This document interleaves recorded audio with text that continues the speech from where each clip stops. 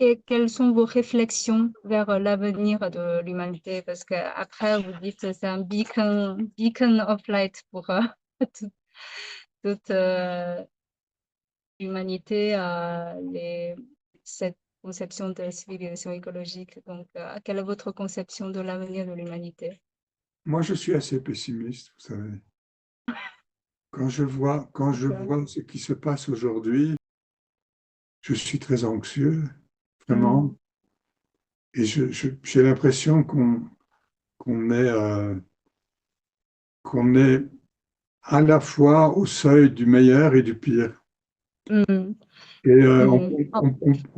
on peut aller soit vers le pire, et ça, ce serait la guerre, l'épuisement complet des ressources, le retour à la barbarie, euh,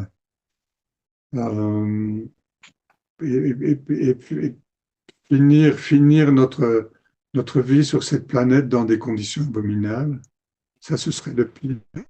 Le meilleur, ce serait de changer suffisamment fondamentalement pour assurer notre survie sur cette planète et arriver à établir une gouvernance globale qui répartisse équitablement les ressources et veille à ce que on n'épuise pas celle de la planète. On est vraiment, on peut aller vers l'un ou vers l'autre. Hmm. Et donc, et c'est là, je pense que l'impulsion que donne la Chine est tout à fait fondamentale. La Chine est devenue la deuxième, et peut-être à mon avis déjà la première puissance mondiale. Et elle a cette inspiration. Hmm. Et donc, si elle arrive à capter suffisamment d'alliances, et j'espère tellement que l'Europe le comprendra et va se combiner avec la Chine, si ça se passe, on peut aller vers le meilleur, hein. Hmm. Effectivement. Hmm. Je Vous pense auriez, que c'est... oui, Oui. vous auriez une En fait, reconversion, une reconversion, une hmm. réconciliation avec la nature, et en même temps un changement global qui irait vers le multilatéralisme, vers le dialogue entre les différentes civilisations, etc., de manière à établir un système mondial qui soit différent de ce qu'on a connu jusqu'à présent. Ça, Hmm. avec l'intelligence artificielle, si l'intelligence artificielle est mise au service de ce propos-là, on est parti pour le meilleur.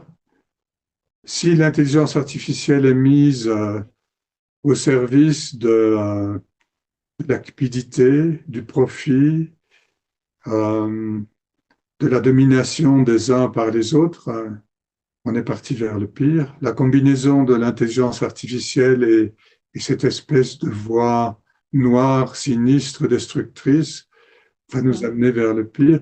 Et je ne suis pas sûr qu'on aille dans la bonne direction, hein. Effectivement, je pense on voit tous qu'aujourd'hui le monde est un peu chaotique. Je comprends aussi.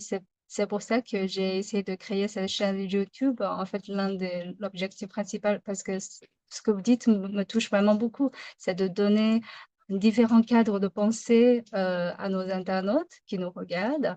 Ce que vous dites, l'aspect dans la philosophie traditionnelle chinoise, je pense qu'il y a beaucoup d'aspects qui peut donner la sérénité à l'esprit, à la tranquillité de l'esprit, et ça nous donne un regard, une façon de regarder le monde autrement, et peut-être ça nous oriente un peu plus, on a plus de chances d'aller vers le meilleur, et je pense qu'il y a un travail à faire, et je vous remercie beaucoup d'être les premiers à être sur notre chaîne YouTube et partager avec nous vos pensées.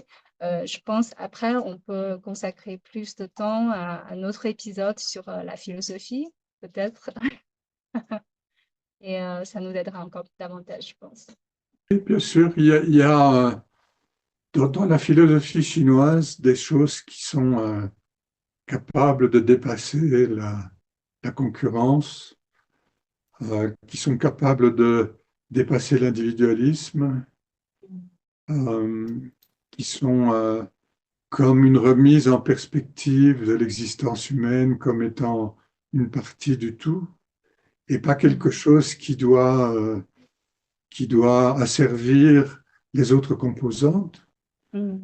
C'est quelque chose de fondamental qu'on ne trouve pas dans la civilisation occidentale, hein, où on est dans une attitude dualiste, on est dans une attitude où l'être humain doit être un conquérant, on est dans une attitude où la compétition est ce qui doit prévaloir et la compétition doit amener à faire surgir les plus forts et les meilleurs, etc. On est dans une toute autre dimension dans laquelle je ne me retrouve plus du tout. Je suis en complète rupture avec ça. Et je pense que c'est quelque chose qui est indispensable. Si on doit en rester là, euh, je ne crois pas qu'on va aller vers quelque chose de très intéressant, hein. Mm. En tout cas, on va continuer de faire les efforts pour donner plus de sagesse à nos internautes. Euh, voilà, ce que vous dites peut être le prélude d'un prochain épisode qu'on va faire. Et puis, voilà, je vous invite aussi à mes internautes à rester sur notre chaîne et abonner à notre chaîne pour avoir, voilà, pour que votre cerveau soit plus sain. C'est le cerveau et le corps, hein. Oui. Ça aussi, on a dans la tradition chinoise, hein, nous sommes un corps et il n'y a pas un organe qui prévaut sur les autres, hein.